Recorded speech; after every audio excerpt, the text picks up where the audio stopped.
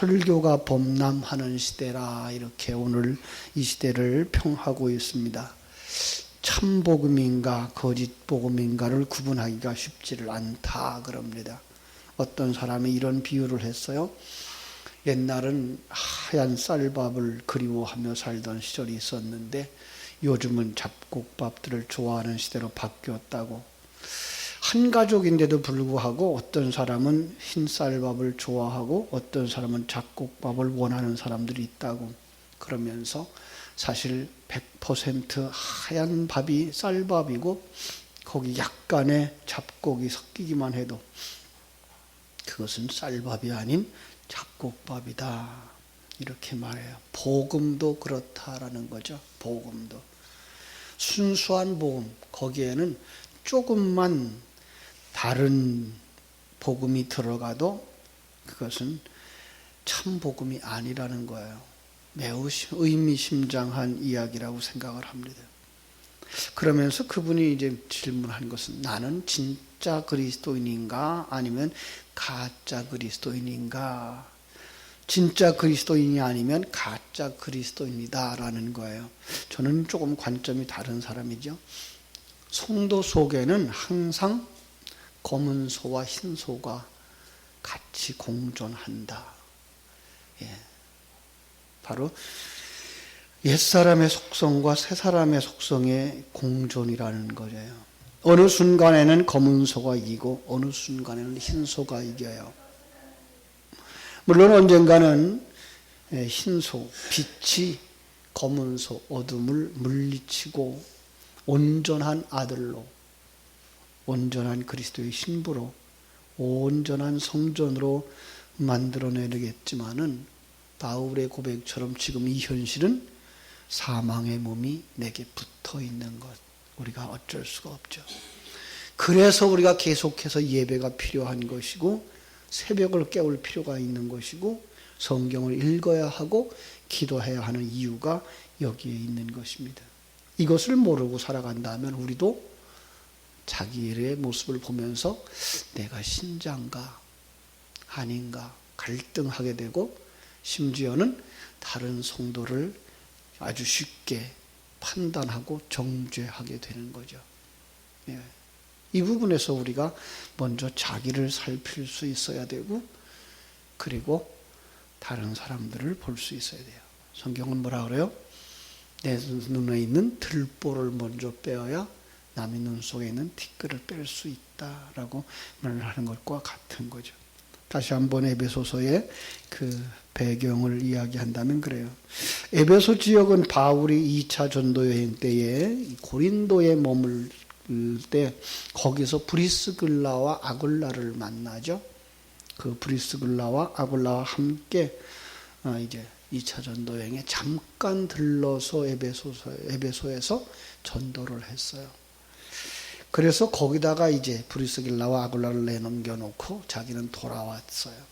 그리고 제3차 전도 여행 때 거기에 가서 3년 동안 머물면서 이제 두란노 서원도 세웠고 거기에 교회를 세워서 하나님의 교회를 온전히 세우고 가르쳤죠. 3년 동안 줄곧 가르쳤으니까 그 교회는 복음에 잘 서 있는, 굳게 서 있는 교회가 됐을 거예요. 이러한 교회를 두고 떠난 바울이 훗날 감옥에, 그죠? 로마 감옥에 감금됐을 때 그 3년 동안 가르쳤던 그들 세우는 그 교회에 대하여서 지금 마음의 그 사랑을 가지고 그들에게 편지를 하고 있는 건데 거기에 아주 대전제가 있어요. 오늘 말씀처럼 허물과 죄로 죽었던 너희를 하나님이 살리셨도다. 허물과 죄로 죽었던 너희를 살리셨도다. 그리고 바울은 주님이 우리를 살리기 전에 그때의 모습을 떠올리도록 하고 있어요. 왜냐하면 죄가 무엇인지 알아야 은혜가 무엇인지 알 수 있고 은혜가 어디서부터 와서 어디로 가는 건지를 알아야 그래야 다시는 돌아가서 죄에 빠지지 않기 때문에 그렇습니다. 그 죄라고 하는 모습, 그때의 모습이라고 하는 건 세상의 풍조를 따르는 거라고 그랬고 공중번세 잡은 자를 따르는 것이라고 이렇게 설명을 하고 있는 것을 우리가 보게 됩니다. 여기서 우리는 세상 풍조를 따르는 것은 무엇인가? 무엇을 따른다고 하는 것은 무엇을 의미하는가? 한번 자기 자신을 살펴볼 수 있어야 되겠죠. 너는 무엇을 따르는가? 누구를 따르는가? 어떤 것을 따르는가? 다른 말로 말하면 무엇을 생명으로 삼아 사는가? 무엇을 너의 힘으로 삼아 사는가? 아주 쉽게 설명하면 우리는 성도는 하나님의 관점, 하나님의 가치관, 그죠? 그것을 가지고 사는 것인데 너는 하나님의 가치관과 하나님의 관점을 가지고 사느냐 아니면 세속적 관점과 세상적 가치관을 사느냐, 가치관을 가지고 사느냐, 거기에 대한 질문인 거죠. 불신자들은 어떻다고요? 불순종의 아들들 가운데 역사하는 영을 따르는 것이다. 우리가 스스로 점검해 봐야 돼요. 나는 어떤 관점을 가지고 이 사건을 보는가? 지금 이 나라의 어지러움의 상태도 마찬가지예요. 우리는 어떤 관점에서 보는가? 그 한 사람, 그 어떤 사람들의 그 나쁜 행위들, 그걸 보면서 그 못된 사람들이라고 손가락질을 하는가? 아니면 인간의 죄라고 하는 것은 다 그런 것. 얼마나 무서운 것인지를 우리에게 보여주고 있는 하나님의 계시의 방편으로 우리가 보고 있는가? 그런 거죠. 참 인간이 악하기는 한이 없는 것을 우리가 여기서 볼 수 있죠. 그죠? 내가 주인이 되어지고 내가 중심이 되어지면 나라도, 나라의 일도 자기를 위해서 만들고 나라의 돈도 자기의 배부름을 위해서 채워가는 그런 모습들을 우리가 볼 수가 있습니다. 참 무서운 것인 것을 여기서 볼 수 있죠. 성도들은 그 속에서 뭘 봐요? 하나님의 가치관을 가지고 하나님의 세계관을 가지고 하나님의 인생관을 가지고 이 우주를 보고 역사를 보고 사건을 보는 것입니다. 하나님이 이 우주를 만드셨고 거기서 섭리하고 계시고 그리고 경륜하고 계시다는 사실을 우리는 깊이 깨달아야 하는 거죠. 그 속에서 우리는 뭐예요? 하나님이 우리를 하나님의 사람으로 만들어가고 있구나. 예. 하나님이 우리를 만들어간다 그럴 때에 사람들이 아주 쉽게 오해하는 게 있다고 그랬어요. 그죠? 그럼 나는 아무것도 안 해도 하나님이 만드시겠구나 라고 하는 이 하나님께 전적으로 맡겨버리고 자기는 방치하는. 그죠? 아니요. 이 땅 위의 삶을 하나님이 다 사용하셔요. 하나님이 그것까지도 아셔요. 여러분이 그렇게 죄를 지을 것도 아시고요. 여러분이 그렇게 연약해질 것도 아신다고요. 그런데 그것까지도 사용하셔서 하나님의 백성을 하나님의 백성으로 만들고 계신 분이 하나님이다라는 거예요. 거기에 들어가지 않으면, 거기에 들어가 있지 않다면 하나님의 백성이 아닐지도 모른다는 거예요. 예. 여러분, 이걸 볼 수 있고 여기에 내가 거하여서 내가 만들어지고 있다는 걸 아는 사람이 하나님의 생명을 가진 사람이고 하나님의 그 진리를 가진 사람들이지, 그것과 전혀 관계없이 난 예수 믿으니까 난 구원받을 거야. 말로만 그렇게 된다고 구원받는 것 아니에요. 난 예수 믿었어. 이렇게 큰 일을 했어. 그러니까 하나님 나라에 갈 거야. 그렇게 말할 수가 없다는 거예요. 당신 속에 하나님은 외모를 보지 아니하시고, 무슨 얘기예요? 밖으로 네가 한 그 일을 보는 게 아니고 중심을 보느니라. 네 안에 어떤 생명, 그 생명을 어떤 가치관, 어떤 세계관, 어떤 관점을 가지고 살아가는 자인가, 그걸 보신다는 거예요. 하나님의 관점, 하나님의 생명을 가지고 있는 사람들은 그렇게 모든 걸 다 하나님께 막 밀어버리고 나는 아무것도 안 해도 하나님이 하시겠지. 나는 예배당에 왔다 가니까 하나님이 하시겠지가 아니라 그 생명과 진리의 말씀을 내 안에 모시고 살면서 그 생명에 의한 삶을 살아내므로 내가 그리스도를 본받는 자가 되어지고 다음 세대를 향해서 나를 본받으라고 요구할 수 있는 그런 사람이 되는 거예요. 이게 바울 사도만 그렇게 말했었고 우리가 감히 어떻게 그렇게 말하느냐가 아니라 이게 우리가 해야 될 일이라고 하는 걸 성경은 바울 사도의 그 언어를 통해서 우리에게 가르쳐주고 있는 것이기 때문에 그렇습니다. 세상 사람들은 그걸 보지 못해요. 그래서 그걸 죽은 자라고 말하고 소경이라고 말하고 문둥병자라고 말하는 거죠. 오늘 본문은 그걸 갖다가 허물과 죄로 죽었던 자들이었다. 그러면서 거기서 뭐라고 말해요? 죽었던 그들은 세상 풍족을 따르고 공중권세 잡은 자를 따르고 그죠? 그 사단의 영에 속해 있는 자들이다 라고 말하는 거예요. 그들의 삶이라는 게 3절에서 말한 것처럼 다 육체의 욕심을 따라 지내며 육체와 마음에 원하는 것을 하며 다른 이들과 같이 본질상 진노의 자녀들이었었다. 우리도 거기에 속했었다 라고 말하는데 이제 우리는 거기서 하나님의 은혜로 말미암아 불려 나온 자들 에클레시아 그죠?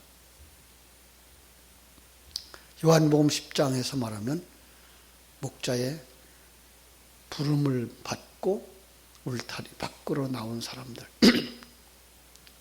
세상의 그 관점에서부터 밖으로 나온 사람들 세상의 가치관으로부터 넘어선 사람들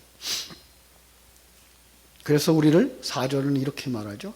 긍휼이 풍성하신 하나님이 우리를 사랑하신 그 큰 사랑을 인하여 허물로 죽은 우리를 그리스도와 함께 살리셨고 또한 함께 일으키사 그리스도 예수 안에서 함께 하늘에 앉히셨다입니다. 우리를 살리셨고 거기서부터 건져내었고 그리고 우리를 어디다 앉혀요? 예수와 함께 하나님의 우편에 앉은 것이다 라는 거예요. 여기서 우리가 어디서부터? 라는 말을 다시 물어봐야 되고 그것은 지금 금방 본 것처럼 3절이에요. 육체의 욕심을 따라 살고 육체의 소원을 이루기 위해서 추구했던 자, 우리의 소원이 무엇이냐라는 거죠. 너는 무엇을 소원하고 살아가니? 내 속에 있는 것이 무엇이니? 내 속에서 소원하고 있는 것이 무엇이니? 그죠? 진정 거듭난 믿음이라면 육체가 원하는 것에서부터 하나님이 원하는 것으로 마음이 변화되어져야 된다라는 거죠. 자, 우리 아주 쉬운 얘기로 새벽을 깨우려고 하는데 우리 육체는 우리 몸뚱아리는 뭐라고 그러죠? 조금 더 자자. 그죠? 조금 더 쉬어야지. 하나님이 원하는 것은요. 일어나. 내게 일어나 말씀을 되새김질해야 하루를 말씀으로 채워나갈 수 있지. 그래야 하나님의 관점을 가지고 살 수 있지. 내가 자리를 지켜야 다른 사람의 본이 되어져야 특별히 자녀들의 본이 되어야지 라고 말씀하고 있죠. 여러분은 어떤 것을 따른 사람입니까? 새벽을 깨우는 사람들은 하나님이 원하는 것을 따르는 사람들이죠. 지금도 잠자리에 있는 사람들은 육체의 소욕을 따르는 것이고요. 이 문제는 언제나 우리 앞에 주어집니다. 항상 우리가 이걸 할까 저걸 할까 하나님이 원하는 것을 할 것인가 내 육체가 원하는 것을 할 것인가 그때에 너는 누구에게 속했니? 라고 하는 것을 성경은 지금 지적하고 있는 거예요. 너 누구를 따르니? 라는 거예요. 어디에 가야 내가 생명의 양식을 얻을 것인가? 육체의 소욕을 따라가면 육체의 양식을 채워주게 되고 옛사람이 이기게 되고 새 사람의 생명을 공급해주면 새 사람이 이기게 되고 하나님의 관점으로 환경을 보게 되고 사건을 보게 되고 그리고 그 하나님과 함께 십자가의 길을 걸어가게 되는 거예요. 그죠? 거기서 우리는 또 하나의 질문을 만들어낼 수 있겠죠. 너는 누구와 함께 하는가? 누구와 함께 하는가? 오늘 4절 5절에서는 뭐라고 그랬어요? 하나님이, 그죠? 하나님이 우리를 함께 살리셨고 그래서 함께 살리셨고 5절 허물로 죽은 우리를 그리스도와 함께 살리셨고, 이 말은 2000년 전에 예수님이 부활할 때 그 하나의 살림만 이야기하고 있는 게 아니라 지금 여러분의 생애 속에서 하나님이 여러분을 살리셨다라고 말씀하는 것을 볼 수가 있습니다. 그죠? 뿐만 아니라 우리는 어디에 앉아 있어요? 함께 일으키사, 거기에서 6절 함께 일으키사, 그리고 그리스도와 함께 하늘에 앉히셨다라고 말씀하는 것을 볼 수가 있습니다. 함께 살리셨고를 통해서 우리의 생명이 예수 그리스도와 하나 되어진 것을 알 수 있고, 함께 일으키사를 통해서 우리가 하나님 안에서 새 사람으로 회복되어졌고, 함께 하늘에 앉히신 이를 통해서 주님이 우리에게 영원한 생명의 자리로 인도하고 있다는 것을 알게 하시는 것입니다. 그렇죠? 이 속에 하나님의 긍휼과 은혜가 넘치는 거죠. 4절 긍휼에 풍성하신 하나님이 우리를 사랑하신 그 큰 사랑을 인하여, 이 긍휼과 은혜로 말미암아서 우리는 살아난 자가 되어졌고 일어난 자가 되어졌고 영의 세계에 앉아있는 자가 되어진 자들이라는 거예요. 그렇습니다. 이제 우리가 하나님과 함께라는 그 말씀 속에서 우리는 누구를 본받는 자예요? 하나님을, 그리스도를 본받는 자가 되어져야 하는 것입니다. 그리스도를 본받는 자. 바울 사도가 그랬어요. 내가 그리스도를 본받은 것처럼 너희도 나를 본받기를 원하노라. 예수님을 본받는 자 되어져야 되고 바울을 본받는 자 되어져야 되는데, 그 예수님은 우리에게 무엇의 본을 보여줬어요? 낮아지심이에요. 하나님이신데도 불구하고 죄인 된 우리 안으로 내려오셨어요. 아주 낮고 천한, 먼지만도 못하고, 그죠? 만물에 찍기만도 못하다고 바울이 말했던 것처럼 우리 자신들은 하나님의 그 빛 앞에 설 때에 너무나도 초라하고 천하고, 누구만 위해 살아요? 자기만 위해 살아요. 어둠 가운데 어둠이었어요. 바울 사도의 말을 그대로 빌리면 죄인 중에 괴수였어요. 그런데 거기에 하나님의 사랑이 덧입혀진 거예요. 거기에 하나님의 생명이 내려온 거예요. 그래서 이제 거기서부터 살아난 거예요. 여러분, 이것을 알아야 돼요. 야, 내가 그렇게 버려질 수밖에 없고 가치 없는 자, 만물에 찍기만도 못한 자인데 거기에 하나님의 생명이, 하나님의 사랑이 들어와서 내가 하나님을 아는 자가 되어졌구나. 하나님의 관점을 가진 자가 되어졌구나. 하나님의 가치관을 가진 자가 되어졌구나.